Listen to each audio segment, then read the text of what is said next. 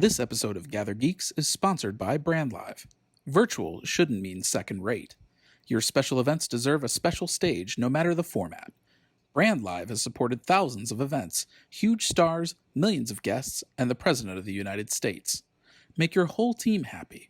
Give presenters confidence, blow your audience away, and nail that run of show. With dedicated event support and the tools you need to be an event superhero. Visit brandlive.com to learn more.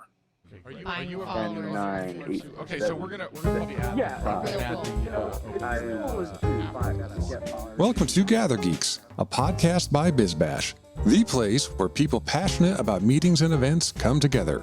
Here's your host, BizBash chairman and founder, David Adler. Do you get distracted easily? I do, certainly. I learned from my interview today with Nir Eyal, the author of the book Hooked and Indistractable, who says learning how to control your attention is the skill of the century. His book Hooked breaks down how tech products build lasting habits in their users, and in his latest book, Indistractable, Nir gives us hard research on how important it is to not be controlled by your distraction and pulled away from your major intentions. For good or for bad, I realized from this interview that as event professionals, we are masters of designing distraction, especially when we try to monetize our events. The interview today pulls the scab off of what we probably unintentionally do. Much of our industry is based on monetizing the time and attention of our attendees, guests, viewers, and users. One of the techniques that keep our attention is the concept of variable rewards, like the art of storytelling to keep the mystery alive, to draw people in. Of course, if you want to walk up and down the aisles of a trade show with the intention of shopping, then you are not being distracted. Nir is also a featured speaker at events, so I tried to push him a little bit into our world to give us some advice on how to understand the aspects of distraction, or rather not being distracted, both for our personal growth and for our professional use as event organizers. I think you'll pick up a lot of insights today, so take a listen. Well, my specialty, my work in terms of building habit-forming products are constrained by specifically habits. Habits are defined as behaviors done with little or no conscious thought. My work is about how do we get people to use an app that helps them with online learning or scrolling a feed or getting in shape, or these behaviors that we can do with little or no conscious thought to help us live better lives, to build these good habits. What about when you use these technologies in the event? The most habit-forming technology we have, the mother of habit-forming technology, is probably email. And you scan, when I'm on stage and I'm delivering to hundreds of people and I look around, a lot of people are checking the phones during these events. And it's the bane of most speakers' existence. They hate that people are on their devices. I used to hate it before I understood it. Now I actually quite like it. I like looking around the room, and because before these devices, there was no instantaneous feedback. I didn't know if I was doing a good job, but today when I used to, before COVID, when I used to be on stage and looking forward to getting back on stage, when I see people's heads buried in their phones, it tells me I'm doing a bad job. It gives me instantaneous feedback to tell me if I'm boring.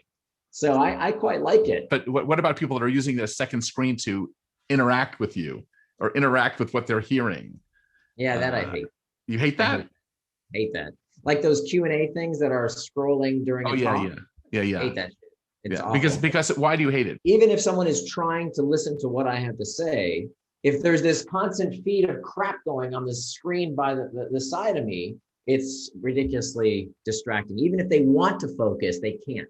Now, if they choose to pick up their device and check email, that's their prerogative. But it's the people who say, I just want to listen to the speaker. I spent 5 years researching and writing this book. I need you to listen if you're going to get the message, not to think about, what questions should we go in this conversation and all that crap on the side. It's incredibly distracting. I hate it. I think that one of the things you talk about is taking things away. And I think that's one of the things that you're seeing more at events. They're simplifying the programming. Yeah. Your new book has a lot to do with events. And I was very fascinated with, I was hooked by the Hooked. And then your new book made it really interesting that, all of the things that you were talking about in terms of distractions and things like that. At events, distractions are like the biggest problem that you have in many cases.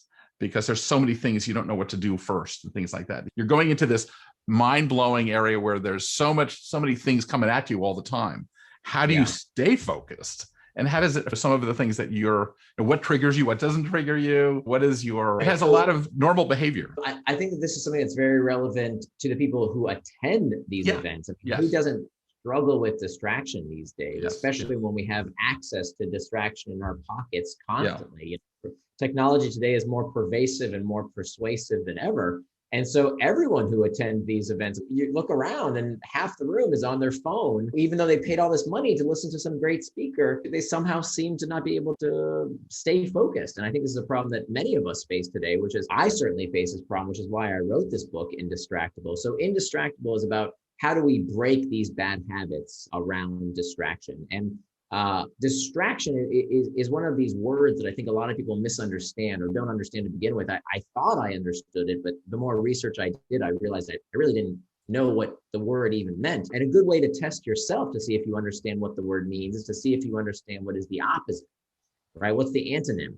So if you ask most people, what's the opposite of distraction? They'll tell you, obviously, the opposite of distraction is focus, right? No, wrong. The opposite of distraction is not focus. The opposite of distraction is traction. That both words come from the same Latin root, trahare, which means to pull. And if you look, they both end in the same 6 letters, A-C-T-I-O-N. So traction is any action that pulls you towards what you said you were going to do, things that you do with intent, things that move you closer to your values and help you become the kind of person you want to become. It's any act you do with intent. So if you plan to listen to a speaker at a conference, that would be an act of traction. Now, if you do anything else, that is a distraction.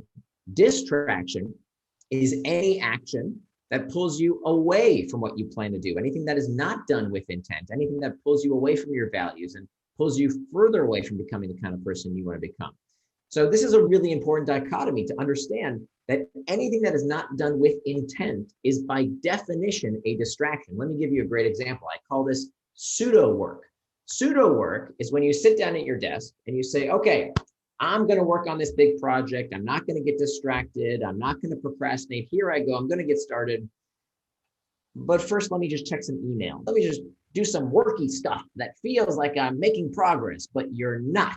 Because if it's not what you plan to do with your time, it is by definition of a distraction. So what distraction does is trick us into prioritizing the urgent and the easy work as opposed to the hard and important work that actually moves us forward in life and in our careers. So anything can be a distraction. Even checking email, folks, is probably the biggest distraction. Because if it's not what you plan to do, if you came to the conference to learn, but you're on your freaking phone, you're not listening. You're not doing what you intended to do. It's a distraction. Even though people justify it, especially at conferences, oh, somebody needs me at work. I got to check. It's killing us, people. It's absolutely destroying our productivity and our happiness because we're constantly distracted. Conversely, however, anything we plan to do, anything that is done with intent, with forethought, is by definition traction. So there's nothing wrong with these technologies. I'm not one of these chicken little tech critics that tells you, oh my God, stop using social media, stop checking your phone. No, I want you to use these tools. They're wonderful, but I want you to use them on your schedule and according to your values, but not anybody else's. That's a fundamental understanding. How do you take that into the event world, which is one big distraction? I see that walking down an aisle is taking your exact theory and it's exactly the same in the physical world. And if you're trying to get to where you're supposed to be and everything down is come see me, don't be distracted.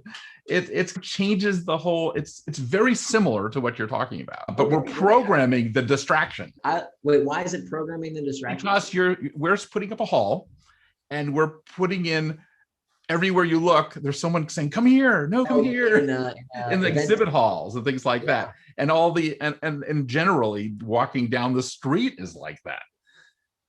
Yeah, look, the world is full of people who would love to monetize and capitalize on your time and attention. All kinds of business models are dependent on taking your time and attention. There's a very good reason why the words we use to describe money and financial transactions are the same exact words we use to describe our time and attention. Think about it. We make time just like we make money. We spend time just like we spend money. We save time just like we save money. We pay attention. Why do we call it paying attention? We don't give attention. We pay attention, just like pay with dollars and cents. Yeah. Why? Because time is money. Your attention is money, right?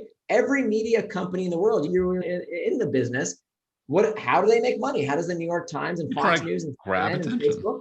They sell your attention to advertisers. They sell your eyeballs. That's what they do for a living. And that's fine. There's nothing wrong with it. But we need to know what's going on so that we can decide for ourselves how we control our time and attention. Because look, the world today, if you are looking for distraction, it's not the media company's fault. The distraction has always been around. People have always found. Plato talked about it 2,500 years ago. What's new today is that if you are looking for distraction, it's easier than ever to find. Right? Because we carry it around in our pockets. So that's why I think the skill of the century, right? If you talk about a macro skill, I hear people complaining, oh, I need to get into shape. I need to read more books. I need to be more focused, be more creative, be more whatever. You can't do any of that stuff if you cannot control your attention. Controlling your attention is absolutely necessary to choosing the kind of life you want. It is the skill of the century. Okay, I'm going to go back to events one more time. But you as a speaker, and one of the greatest speakers on the circuit, I would say, because you seem to know how to grab people's attention in the way you present. What is the difference between the role of the person? I mean, you're trying to not manipulate, but you're trying to make sure they pay attention to you. Yeah. What do you do because of what you've learned to make you more effective at doing variable rewards? So in the 1950s and 60s, B.F. Skinner, the father of operant conditioning, he took these pigeons and he put them in a little box. And he would give these pigeons a food pellet every time they would peck at the disc. Okay, there's a little disc in what today we call a Skinner box. So a pigeon would peck at the disc and get a reward. Peck at the disc, get a reward. One day, Skinner ran out of these food pellets. He realized he didn't have enough. He was running low. And he realized that he couldn't afford to give the pigeon a food pellet every time. He could only afford to give it to them every once in a while. So sometimes the pigeon would peck at the disc, no food pellet, no reward. The next time the pigeon would peck at the disc, they would receive a reward. And what Skinner observed, to his amazement, was that the rate of response, the number of times the pigeon pecked at the disc, increased when the reward was given on a variable schedule of reinforcement.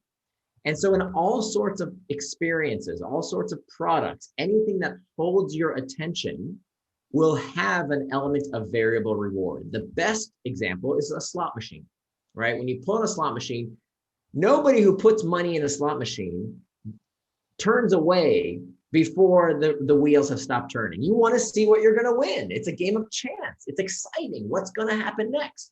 If you think about spectator sports, why do we spend so much time and money watching a ball or a puck bounce around a field or a pitch? It's just a bouncing ball, right? Why are we so engrossed by basketball and football and baseball and cricket and all these different sports?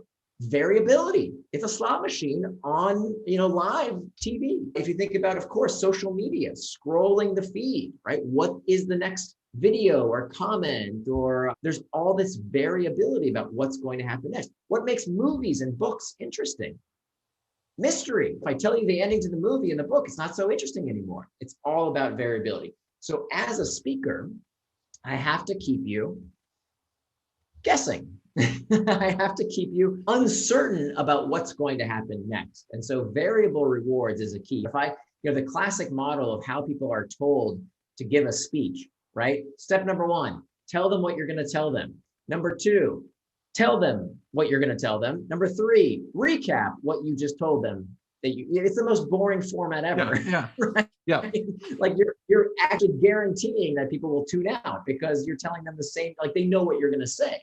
Whereas it's much more interesting, much more engaging to use variable rewards, which is why, of course, storytelling is so interesting, because I want to know what the resolution is going to be. It's called a knowledge gap, right? Between here's the setup and here's the conclusion. We want to know what's going to happen. What's the happy ending? And so variability is, I think, the key to engagement, whether it's online in an app, whether it's offline in a talk. It's that same psychological principle of variable rewards that Skinner demonstrated with his pigeons. And when I notice when you do your speeches and some of your presentations, you ask at the end, please give me feedback so I know how to change this. Okay, you got to explain this to me. Why doesn't every speaker on earth do this? It's a gold mine, right? Of course I want feedback. Tell me, how do you think I can get better if I don't solicit? And people are happy to do it. It's so different that I would ask for feedback. And today, with today's technology, it's the easiest thing in the world. I put up this QR code. People point their phones to it. They get taken to a 5-question survey, and I get better as a speaker. It's wonderful. What was the most surprising thing that you thought you did really well that you didn't? Because you're so articulate to begin with. Oh my gosh, where do we begin? I'll tell you what I've learned over the years. I'm not funny. I've tried. I am not funny. That's a good one. I've tried so many. So no canned jokes. Yeah, like I think people just have I need to do more research into the psychology of humor. I have some friends who are researchers in this field. I find it really difficult because I think people typecast you when you go on stage as, okay, this guy's an academic professor type, like, not funny, and so that's what I've learned over the years. And that's actually, you can learn instantly because you try and tell a joke or something or add some levity and you can hear in the room. If you hear crickets, then that didn't work. And now, a quick word from our sponsor, BrandLive. There are so many virtual events platforms out there. Which one is right for you? How about the one that makes planning your next super important, stress-inducing virtual event easy, or even fun? Since 2010, BrandLive has supported thousands of events, millions of guests, and huge stars, including the President of the United States. With dedicated event support and the tools you need to be an event superhero, visit brandlive.com to learn more. And so how did you get confident, though? I interviewed James Carville, and he said when he does a speech, he's always seeing his parents in the back of their audience, and he's trying to please his parents every time.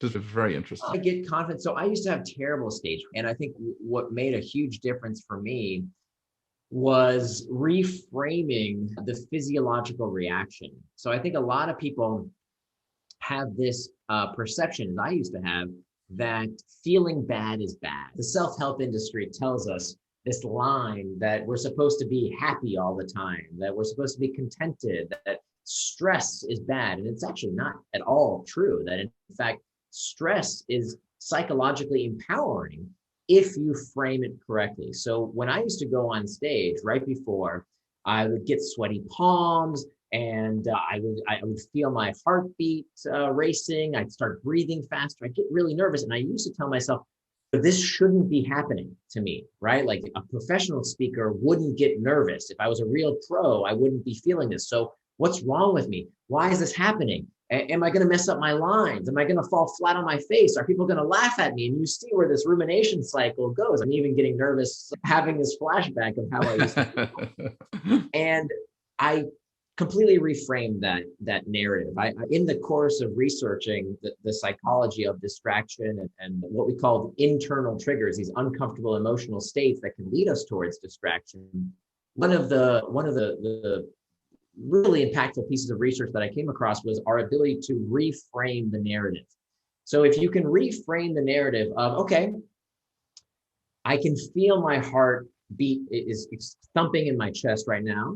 I can either let that become a bad thing in my mind, or I can reframe that and saying, okay, this is my body helping me perform by making sure that my brain has more blood flow so that I can have more oxygen in my brain so that I can deliver the best possible talk. So this is exactly what should be happening. And that reframing stops the rumination cycle. It stops this very unhealthy response and turns it into something quite adaptive, that you can use that framing of stress as a positive, as something that is going to help you perform at your best. So that was a very important tactic that I used over the years that I think gave me a lot of confidence on stage. And that's being conscious about it. Sure. And Yeah. more than just taking the fear and running with it. Exactly. And this is, by the way, most people's inability to master these internal triggers. That's the first step to becoming indistractable. It's the most important first step. In fact, we know, believe it or not, when people think about distraction, particularly from their phones, they think it's all about the pings and dings, right? I keep getting distracted by my phone because it keeps ringing, it keeps buzzing. Those are called external triggers. And those are the source of only 10% of the distractions that come from your devices. Did you know that? Very few people realize that it's actually only 10% of the time. Studies have found this. 10% of the time that you check your phone, you're checking your phone because of an external trigger, some kind of beep, boop, buzz, ring, ding, something that tells you to pick up your phone. 10%. What's the other 90%? The other 90% of the time we check our phones, studies have confirmed this, are because of what we call internal triggers. Internal triggers, as opposed to external triggers, are uncomfortable emotional states that we seek to escape from. Boredom, loneliness, fatigue, uncertainty, anxiety, stress. We don't like feeling these sensations, and the solution to that discomfort is found with these devices. So distraction is not a character flaw. There's nothing wrong with you. Our brains aren't broken. We're not getting addicted to this technology. It's simply that we have habituated to looking for relief from emotional discomfort with too much news, too much booze, too much football, too much Facebook. This is what we are doing when we get distracted. We are looking to escape our feelings. Right. But once you understand that, you can master these internal triggers as opposed to letting them be your master. What's also interesting with what you're saying, one of the biggest problems we have in events that are diminishing events, social anxiety is one of the main reasons people don't go to these events and put themselves out, because there's so much social anxiety with most people, like public speaking. Shaking, putting your hand out and say, hey, my name is David Adler, is like the fear of fears. And so there's a lot of the things that you talk about in your book and you resonate with the event world. And I guess it resonates with any world. So it's not technology. But in the end of what I'd like to, I could talk to you forever. What do you think is going to happen now that we're back in the world? I believe that maybe we're on the verge of the biggest baby boom we've ever had the next 3 years or 4 years, because all of a sudden we have these people that have been pent up. They've been sitting at home. Are they going to go to events and just get drunk? And is it going to be crazy? Is it going to be crazy? Like people used to behave badly at events before technology. Now social media made something to do with their hands. So they're much more polite at events because they're so busy doing social media, when they used to be stealing food and drinking too much. It's so hard to predict. Totally. You know, predictions are, there's so many exogenous factors that are hard to equate. I think there's definitely a different age we live in terms of greater sensitivity towards how we treat the opposite sex. I'm not so sure. I think flirting like we used to is become a little dangerous. I think you could make a case for why it doesn't make sense professionally to put yourself out there in any kind of anything that might be construed as making any kind of sexual advance. It's a very different environment these days. So I don't know. I don't know either, but all I know is that events are about to explode because people want to go to them. And our industry, we're hearing this everywhere. So I'm worried about the bad behavior because people forget how to have manners because they've been locked in their sweatpants for a year. No, I do think there is a lot of pent up demand for travel, for interacting, for meeting people, for just seeing the world. Absolutely. And it's going to bring up all the triggers and all the things that you talk about in terms of anxiety, and it's going to be interesting. A little bit on your speaking, because the people that listen to this are people that buy speakers and that pay for speakers. What was your speaking world like before COVID? Or were you speaking all over the place, or you seem to have a really good topic?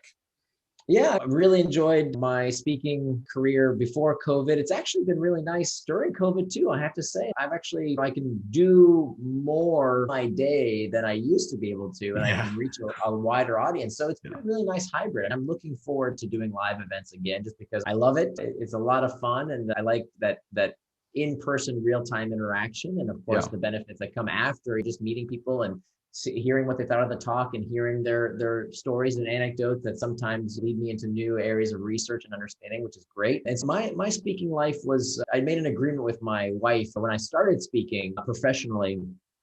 I would do so many speaking engagements that at one point my wife said, okay, this is crazy. Like you need to be here with us too. I only do 2 speaking engagements a month. That's my max. I think the travel used to be so taxing. Now it's great. I've been with my family every day for the past year. I haven't gone anywhere. I see them all the time, which is wonderful. But I just needed a constraint to say, look, this is what I'm capable to do. Two speaking engagements a month that require any kind of travel. And I was pretty booked up. That was pretty, with the exception of December. December is always slow, but with the exception of December. Is you talk about the ethics of all of this.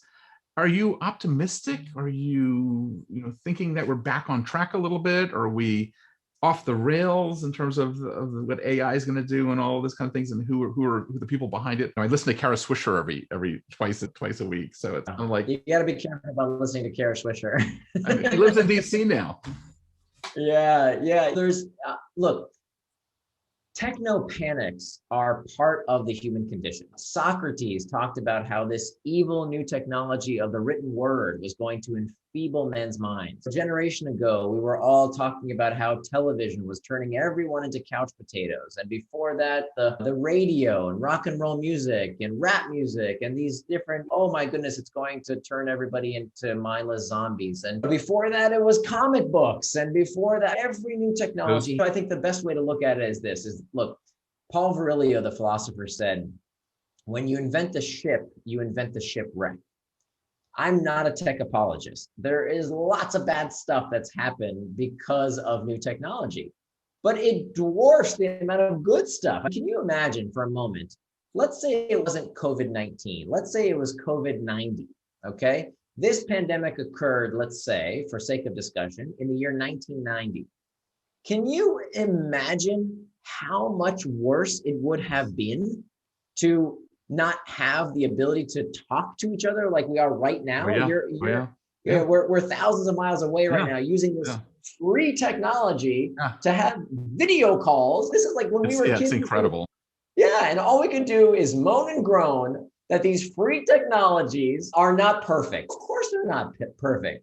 So as Paul Virilio said, when we invent the ship, we invent the ship. Of course there's going to be bad sides. Of course we're going to have to adapt and adjust to these new technologies.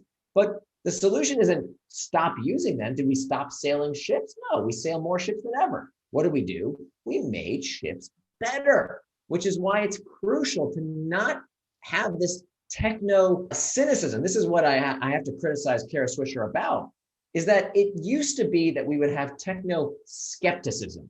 Okay, let's think about the goods and the bads, right? Now it's techno cynicism. Now there's nothing these companies can do right. It's all the evil tech innovators doing all this extractive economics from us. It's ridiculous. It's silly. It's not helpful, because we need more people to enter this industry. We need more people to fix the bad aspects of the last generation of technology by making new technology, just like we made ships safer by innovating. So the solution to bad technology is more good technology, not abandoning the technology. That doesn't make any sense. Thanks for listening to today's episode. If you like what you're hearing, be sure to subscribe to the podcast on iTunes or your favorite podcast app. We can be found on iTunes, Stitcher, SoundCloud, Player FM, Google Play, and Pocket Cast. Be sure to leave us a rating and review. It helps others discover the GatherGeeks podcast. We'd also love to hear from you. You can leave feedback on Twitter at GatherGeeks or leave us an email, gathergeeks@bizbash.com. We hope you'll join us again for the next episode of GatherGeeks. Until then, gather on.